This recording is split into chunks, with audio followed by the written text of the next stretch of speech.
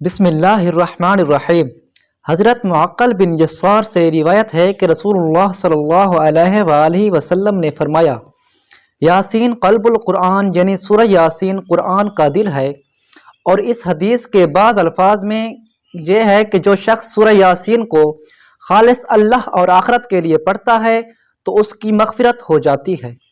اس کو اپنے مردوں پر پڑھا کرو۔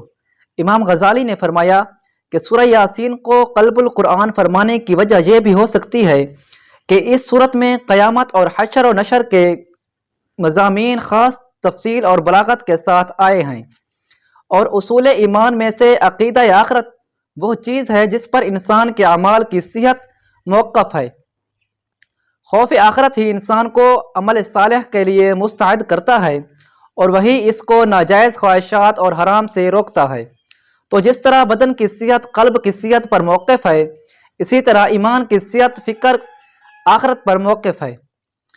اور اس کا نام جیسا کہ سورہ یاسین معروف ہے، اسی طرح ایک حدیث میں اس کا نام عظیمہ بھی آیا ہے، اور ایک حدیث میں اس کا نام تورات میں ماما بھی آیا ہے، یعنی اپنے پڑھنے والے کے لیے دنیا اور آخرت کی خیرات و برکات عام کرنے والی۔ اور اس کے پڑھنے والے کا نام شریف آیا ہے، اور فرمایا ہے کہ قیامت کے روز اس کی شفاعت قبیلہ ربیہ کے لوگوں سے زیادہ کے لیے قبول ہوگی۔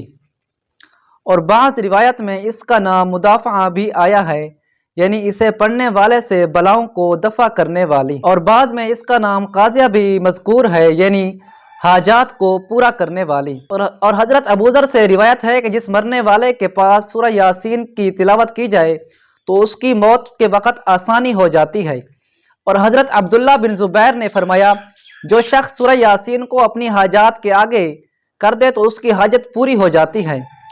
اور یحییٰ بن کثیر نے فرمایا، جو شخص صبح کو سورہ یاسین پڑھ لے وہ شام تک خوشی اور آرام سے رہے گا، اور جو شخص شام کو پڑھ لے تو صبح تک وہ خوشی اور آرام سے رہے گا۔ اور فرمایا کہ مجھے یہ بات ایک ایسے شخص نے بتائی ہے جس نے اس کا تجربہ کیا ہے۔ پیارے ناظرین، اگر آپ لوگ ہمارے چینل پر نئے ہیں تو ہمارے چینل کو سبسکرائب اور ہماری ویڈیو کو لائک ضرور کریں، تاکہ ہمارے آنے والے روزانہ کی اس طرح کی قیمتی ویڈیوز آپ تک بآسانی پہنچ سکے۔ اور اس ویڈیو کو زیادہ سے زیادہ شیئر کریں تاکہ یہ ویڈیو تمام مسلمانوں تک بآسانی پہنچ جائے۔ جزاک اللہ خیرہ۔